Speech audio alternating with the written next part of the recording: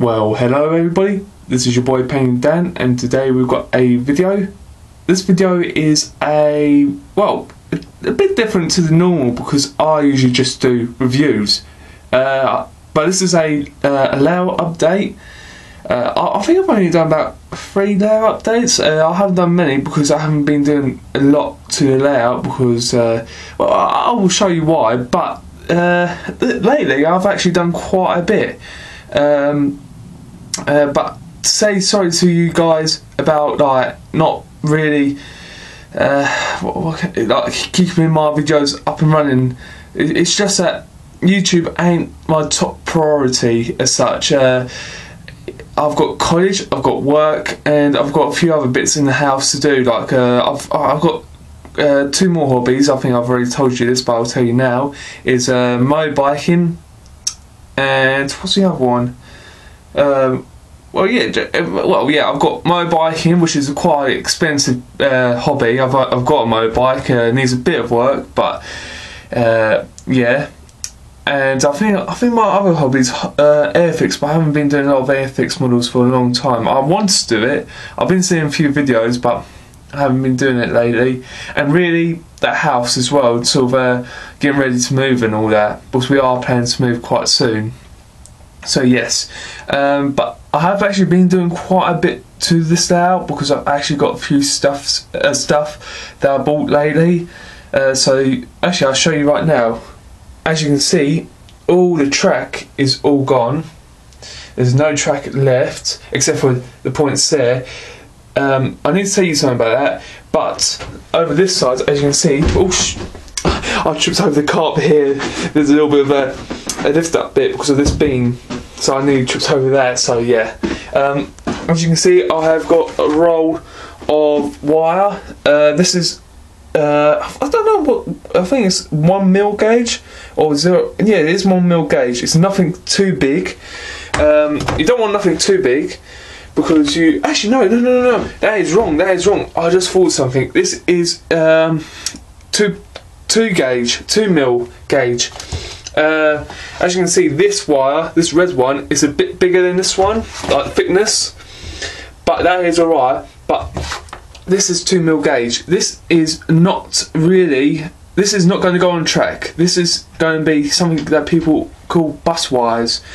But basically what happens is, if you've got like a circuit as in like an overall, it is best to have a main wire coming from the like controller. I can't have a, let's say this is a controller, that's the controller there.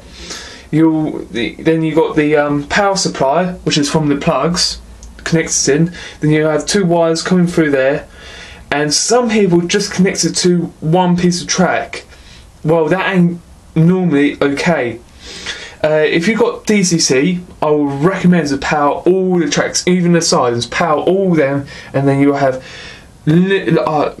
unlimited electricity running from all of there. Because if you've only got power from there and you've got points, what I did, if you remember, I had points running from here. It was DC, don't forget that. But if you had DCC and you've got sound locomotives, if you put it in there, switch the point, it won't be the track won't be live, so you can't have the sound running. So it's best to have something called a bus wire underneath the board. This basically, as this is like an end-to-end layout. I've only got 1 bus wire just going around there, but pardon me, but this is it's a 2 board one. So basically I'm going to have connection over here. I'm going to have connection here running through there into this board, probably up there through there. So I'm going to have special connectors. I'll probably show you what connectors I'm going to have, and probably show you how, but they're quite simple. You can get them on eBay. They're not that dear, so yeah, I'm going to buy them. So yes, so there's a bus wire underneath there. That's the wire. I recommend 2mm gauge. You can probably have something a bit less. if you like to, but I've only got 2 mil gauge. That is perfect for what I'm going to use, because obviously it's an end-to-end layout, so I don't really need a lot of wire, because that is actually quite expensive. That was for my dad actually. He had those wires hanging around, and he said take that, because he's already got brand new wires coming in. So yes, but this is actually the wire that's going to come from the track. This wire here, which is actually, I've stripped a bit out.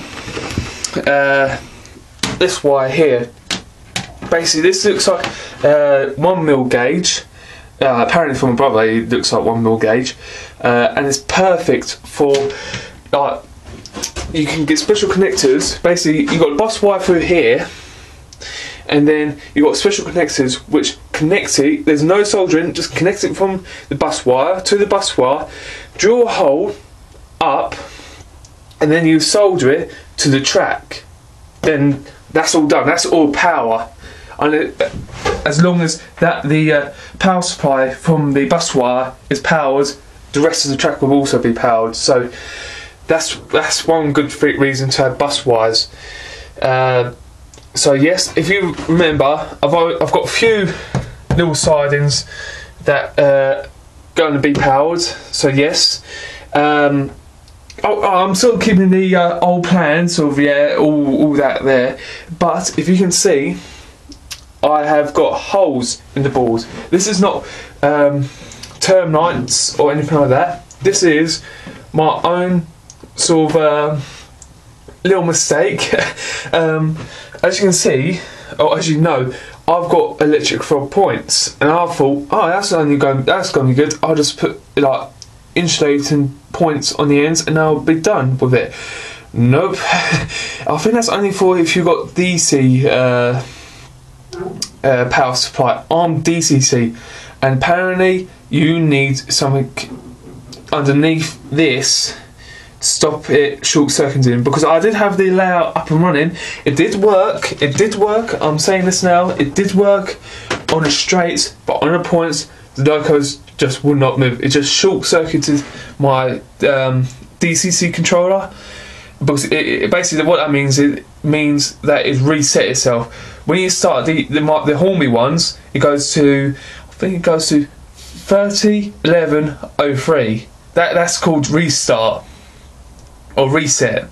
So my one, every time when the locomotive goes over there, it resets itself, because as these are electric frog points and these here are electric frogs, you need a special device. PECO do it. I can't remember. I cannot remember off the top of my head what the special devices are. Basically, what they are, they go underneath like there, and basically you solder the track, or as in my case the fish plates, from there to there, positive and negative. And then I've always wondered what this wire does. Basically you'll feed the wire through here, and it'll go to the special device. This will stop it from short-circuiting. So that's what I'm going to get. But you don't have to, but I'm going to have point motors, because I understand that it's a lot easier with point motors. So I'm going to have the PECO ones. I'm going to put probably descriptions below about the special oscillating thing for the points, and I'm going to put the PL number for the point motors and the switches and all that. And actually, someone's done a video of this. His name's Class 47 Dave, I think it is, or Dave Class 47. I'll put the link in the description below of his video. He showed how the electric frogs work and all that, and shows how to set it up, which is actually a really good video. The one thing he said that is quite good, is good to connect those tracks up there. And as you can see, my soldering skills are alright. This one's not the greatest one I've ever done. I think this was the first one I've done, but I think the rest over there are okay. But yeah, So you need a wire from there to there and there to there. So yes, it's basically that. And I didn't have nothing like that. I thought I would use a solder wire, but every time I use a solder wire it just melts away. So I got a bit ingenious, and basically I just cut the top up here, because that it goes a lot longer. It does. It gets extremely long, and I only need that little bit there. So I just cut it off and just connect it to there, Basically that's called recycling for me. So yes, but yeah, it is. I'm going to put point motors in, and what's going to happen is, as you can see, I actually drilled some holes there. And what's going to happen? The point motors are going to be set up underneath. I'm going to show you how to set the point motors up as well. It's going to be a how-to video. And basically, if you can hear that banging, it's my dad's doing some woodwork outside, but yeah, that's not important. Basically, the point motors will be underneath, and there'll be obviously wires. It will come through here. It's not going to go underneath the board, because let's say if a wire breaks or something's gone wrong, the wires are going to come out of this drill hole, through there, all the way through, and I need to find a special connector to connect all the wires to the other board, because the fiddle yard is going to be here, pardon me again, and the switches are going to be here. So I need some more wire coming through here all the way to there. So that's what I need to do. And another thing is, there's going to be seven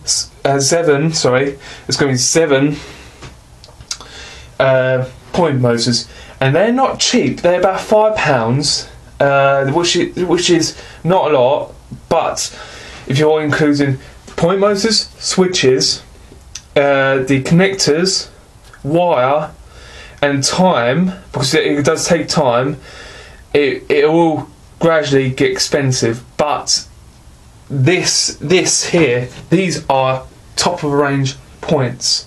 So basically, if a small locomotive comes over, it's not one of those Hornby ones where they've got a plastic bit in the middle.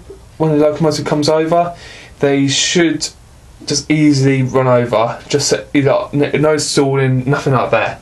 So that's one reason why I've got for points. But to warn you, all you guys out there who are novice, they are quite, you have to know how to do it. I didn't know the first time. I looked on YouTube. Thanks to that Dave Class 47 or Class 47 Dave. If you're watching, thank you mate for that video. It actually got me thinking, and I am actually going to carry on with this layout. So yes, if you don't want to do no point motors or nothing like what I'm doing, just go for the PECO insulated frog. Basically all it is just a little plastic bit in the middle. It might store a few small locomotives like the pannier tanks and the Class OAs, or maybe even the smaller ones. But if you don't want to do nothing like what I'm going to be doing, just get them and just sort of power up all the track if you're DCC. So yes, actually saying that, my mate gave me these point motors. Oh, not point, yeah, these Hornby point motors here. Basically, as you can see, they're in case. Hold on, let me just take the lid off. It's a bit difficult. There we are. So that's basically the casing, and these are the Hornby point motors. I never use these, and I'm probably going to sell them because I found out that these can't fit. Oh, bit of blurriness. Oh, that was my controlment. These can't go on these point motors underneath. So basically, these are useless for PECO points. So yes. So yeah. That's it for the moment. Hopefully I'll do a little bit more, basically buy point motors and all that and get that all ready. But yeah, I think the next video is going to be on Christmas, a Christmas special. So yes, that'll be actually done on Christmas Day, the 25th of December. So just look out for that. And yes, the layout is coming along nicely. Oh, pardon me, coming along nicely now. And yeah. And also another thing, on the title below is called Snow. Oh, what was it? Damn it, I've forgotten the name. Snowdrop Valley. That's it. Snowdrop Valley. That's what this layout's going to be called from now on. All the layout updates are going to be called Snowdrop Valley layout update number whatever. Depends how many layout updates I do. So yes, that's the name of this layout. And I hope to see you soon, guys. And keep up the good work. And see you soon. Bye.